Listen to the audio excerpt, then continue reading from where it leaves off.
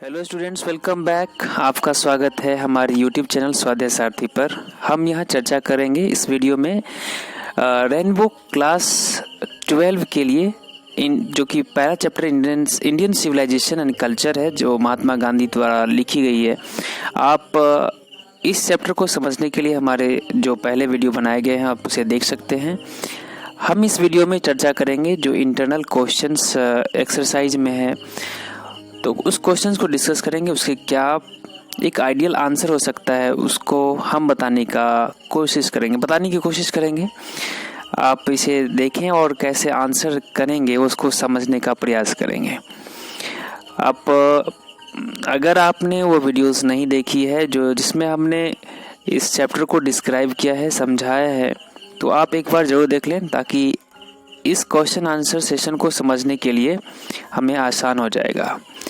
आइए सबसे पहले आते हैं चैप्टर 1 का जो क्वेश्चन आंसर है उसमें B1.1 इसके लिए जो क्वेश्चन दिया गया है ये इंटरनल क्वेश्चंस हैं।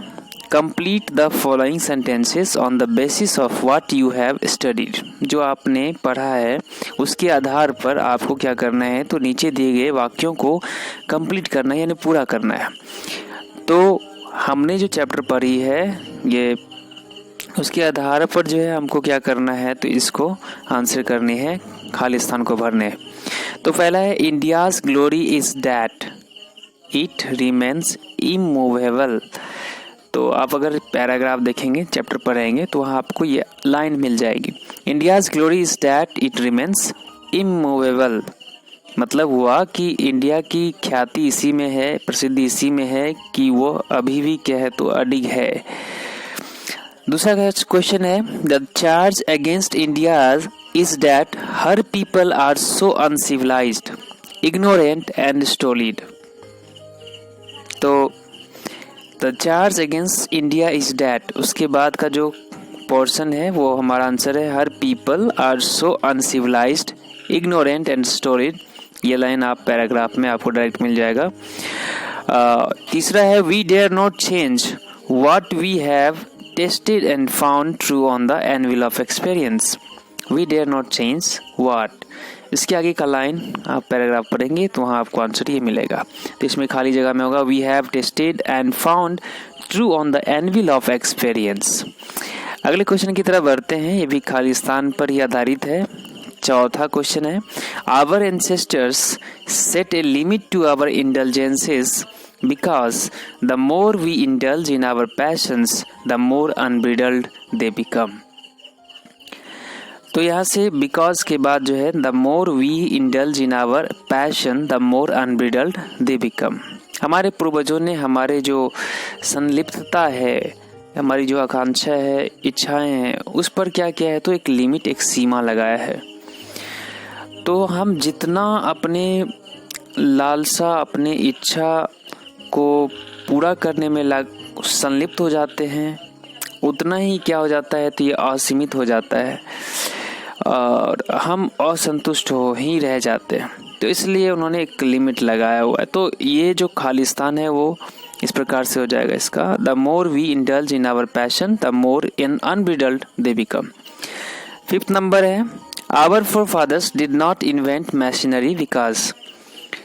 इसके आगे का है, ये आपको सीधे लाइन वहाँ मिल जाएगा, पैराग्राफ में आप पढ़ेंगे तो they knew that if we set our hearts after such things we would become slaves and lose our moral fibre. तो हमारे फोर फादर्स यानी पूर्वज ने क्यों नहीं मशीन बनाए, वो जबकि मशीन बना सकते थे, तो वो जानते थे। They knew that if we set our hearts after such thing, मतलब हम ऐसे चीज़ों के पीछे अपना दिल लगा बैठे या फिर मतलब उन चीज़ों पर हम कुर्बान हो जाए, वी वुड बिकम स्लेव्स, हम क्या हो जाएंगे, तो उनके गुलाम हो जाएंगे, and lose our moral fibre, और हमारी जो नैतिक जो ताना बाना है वो ख़त्म हो जाएगा, नैतिकता नाम की चीज़ नहीं रहेगी। अब आते हैं ये B.1.2 का है, जहाँ पर हमें क्या करना है, तो you have to answer the following questions briefly, हमें संक्षेप में इसका आंसर करना है। तो फर्स्ट ऑफ ऑल हम क्वेश्चन नंबर 1 देखते हैं।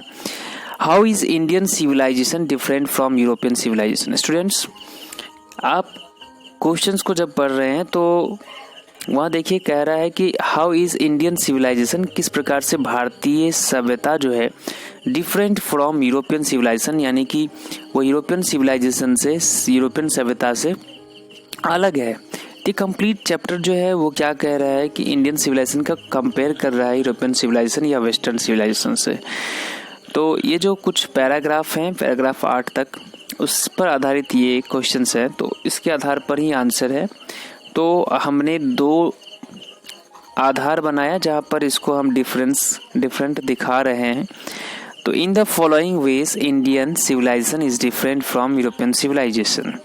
तो 2 तरीके हैं, इसको हमने पॉइंट वाइज कर दिया। तो पॉइंट वाइज आंसरिंग जो होता है बहुत ही अच्छा माना जाता है। तो आप भी इस तरह से ही पॉइंट वाइज आंसरिंग करने की कोशिश करेंगे।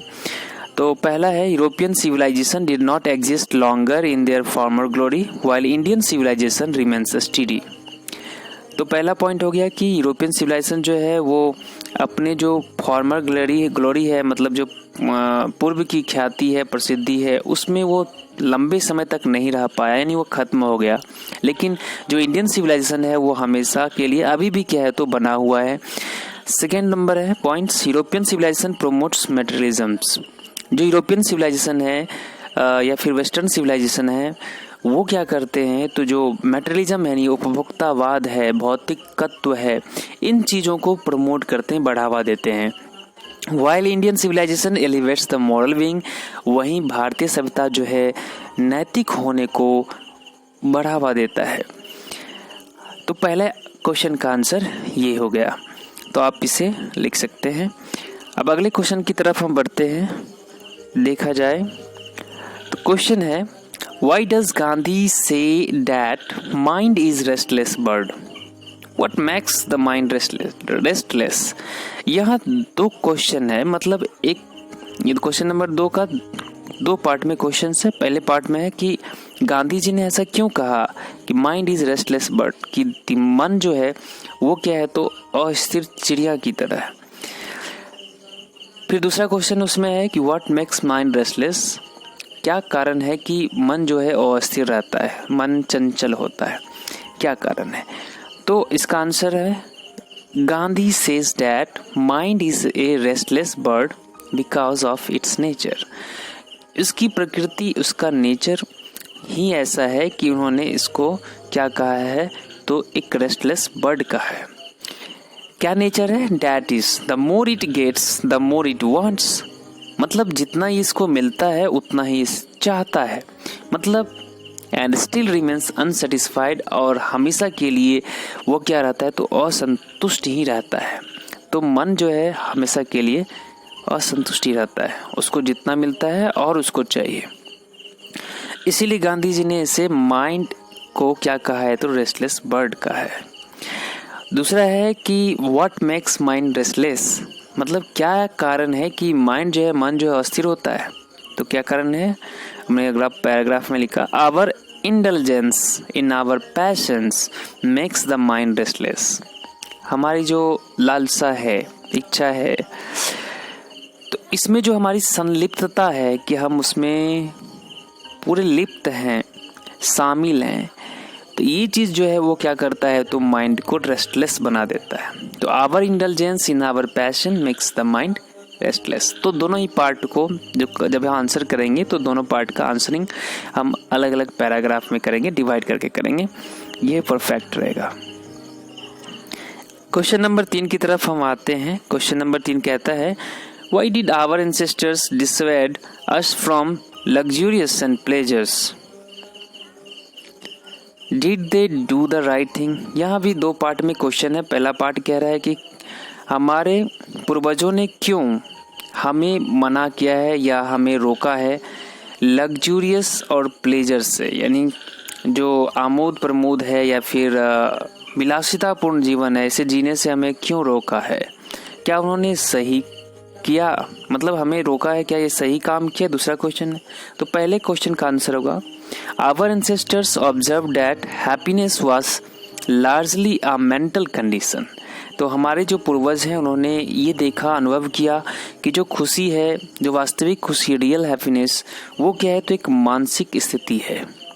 ए rich man may not be happy, एक अमीर आदमी जरूरी नहीं कि वह खुश होगा। वाइल ए पुअर में, जबकि एक गरीब आदमी जिसके पास संपत्ति नहीं है वो खुश हो सकता है। डैट मीन्स, इसका अर्थ ये हुआ कि मियर wealth cantt be the basis of happiness, कि एक केवल, मियर मतलब होता है केवल संपत्ति जो है, धन संपत्ति जो है वो खुशी का आधार नहीं हो सकता है। That's why they dissuade us from luxuries and pleasures, यही कारण है कि ये हो सकता है कि उन्होंने हमें क्या कहा, ये रोका है कि हमें विलासितापूर्ण जीवन जीने से बचना चाहिए। उसके बाद की बात करें कि did they do right thing, क्या उन्होंने जो किया हमें रोकने का काम किया, क्या उन्होंने सही किया है? तो ये हम पर डिपेंड करता है कि हम क्या सोचते हैं।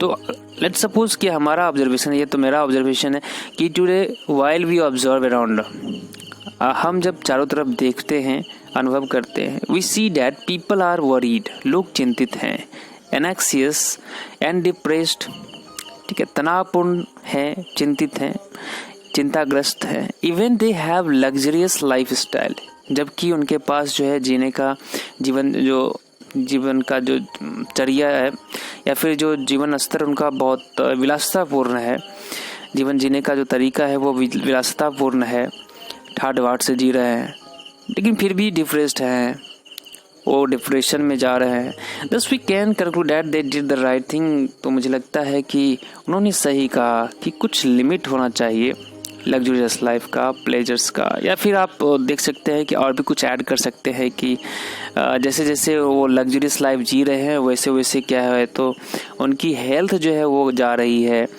वो अपने जो फिजिकल एफर्ट्स हैं वो नहीं कर पा रहे हैं, जिसकी वजह से वो चिंतित है, डिप्रेस्ड भी हैं, या फिर अनेक तरह की बीमारियों से ग्रस्त हैं, तो लेकिन वो खुश नहीं है।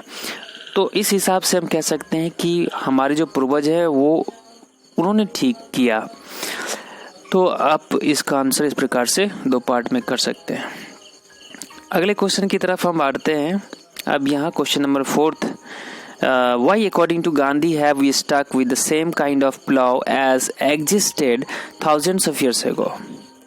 तो गांधी जी के अकॉर्डिंग आपको बताना है कि क्यों हम जो है उसी चीज़ से जुड़े रहे, उसी तरीके से जो हज़ारों साल पहले हमारे यहाँ था। Should we do the same thing even today, क्या हम आज भी वो चीज़ करते हैं? तो आइए सबसे पहले इसका आंसर देखते हैं। Even today we have managed with the same kind of cottages and indigenous education which were existed thousands of years ago. Gandhi जी ये कह रहे हैं कि आज भी हम जो है हज़ारों साल पहले की जो कुटिया है, कॉटेज हैं, कुटीर, उसमें हम रह रहे हैं, या फिर जो हमारी जो भारतीय शिक्षा पद्धति है, इंडिजीनियस एजुकेशन सिस्टम, उसको अभी भी हम फॉलो कर रहे हैं, जो कि हज़ारों साल बाद भी अभी भी एग्जिस्ट कर रहा है, जो पहले हज़ारों साल पहले एग्जिस्ट करता था। That's why Gandhi says we have stuck with the same kind of law as existed thousands of years ago। जो हज़ारों साल पहले हमारे पूर्वज का जो तौर तरीका था, जो एजुकेशन सिस्टम थी, या फिर जैसे वो रहते थे, उस हिसाब से हम रहते हैं। मतलब अभी इसे आप एक्सपीरियंस आज भी कर सकते हैं कि आज भी ऋषि मुनि रहते हैं, ठीक है। आज भी जो है वो भारतीय परंपरा के अनुसार, जो गुरुकुल परंपरा के अनुसार शिक्षा दी जाती है, दिस टाइप। अब इसका दोस्तों सेकेंड पार्ट था, should we do the same thing even today, क्या आज भी हम वही करते हैं?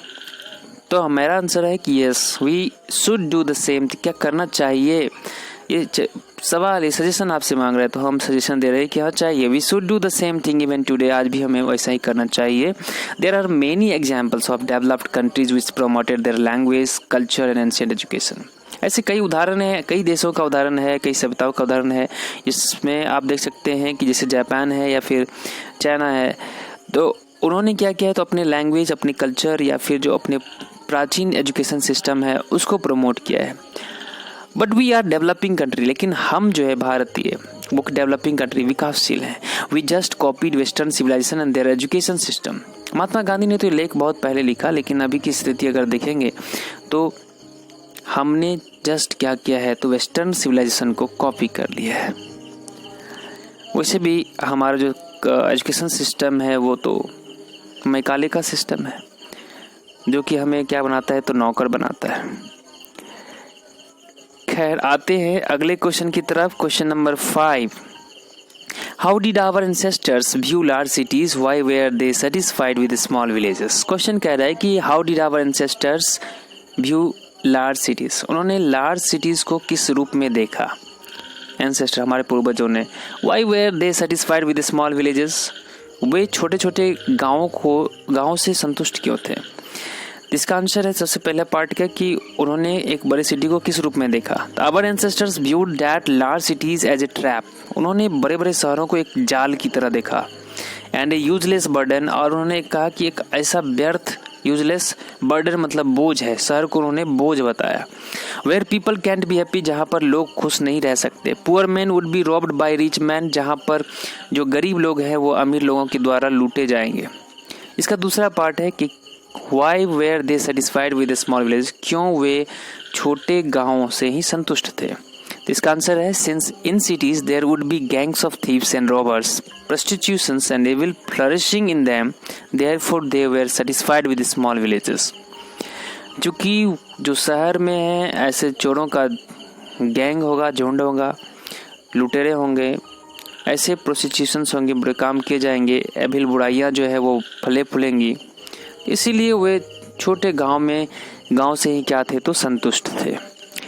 इस चैप्टर का ये शायद लास्ट क्वेश्चन है, जो कि मतलब इस चैप्टर का नहीं, मतलब इस वीडियो में हम लास्ट क्वेश्चन डिस्कस कर रहे हैं। इसके अगले पार्ट में हम अन्य क्वेश्चंस का भी डिस्कशन करेंगे। तो क्वेश्चन नंबर 6 है, how did our ancestors enjoy true home rule, किस प्रकार से स्वशासन यानी घर का शासन हमारे पूर्वजों ने एंजॉय किया। तो इसका आंसर है Our ancestors lived independently and followed their agricultural occupations। हमारे पूर्वजों ने क्या किया, स्वतंत्र रूप से जीवन जिया और कृषि को ही अपना एक मुख्य पेशा बनाया। They avoid courts and spent their lives in small villages where there were no touts to lure people। कह रहे कि उन्होंने कोर्ट कचहरी जाने मतलब जो है वो उससे बचने का जहाँ तक हो सकता है बचने का प्रयास किया। अपनी खुद से ही क्या किया तो मॉरल बेसिस पर, मॉरल फाइबर पर उन्होंने ये खुद से जो न्याय देने का काम किया तो खुद से ही आपसी सहमति से ही किया था, मतलब कोर्ट्स को उतना प्रमुखता नहीं दी जाती थी। They spend their lifes in small village, उन्होंने छोटे छोटे गाँव में अपने जीवन बिताए जहाँ पर किसी तरह की लोगों को फंसाने का काम, लालच देकर फंसाने का काम नहीं होता था।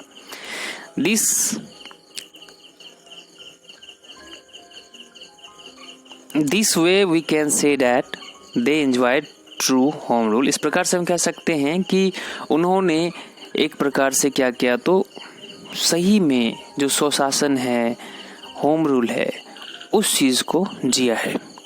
तो स्टूडेंट्स हमने यहाँ पर एक पार्ट जो है इंटरनल क्वेश्चंस हैं एक्सरसाइज के, वो हम डिस्कस किए हैं।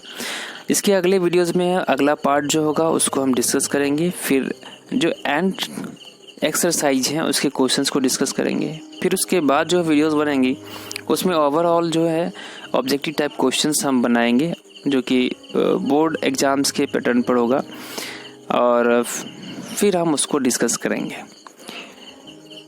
Thank you.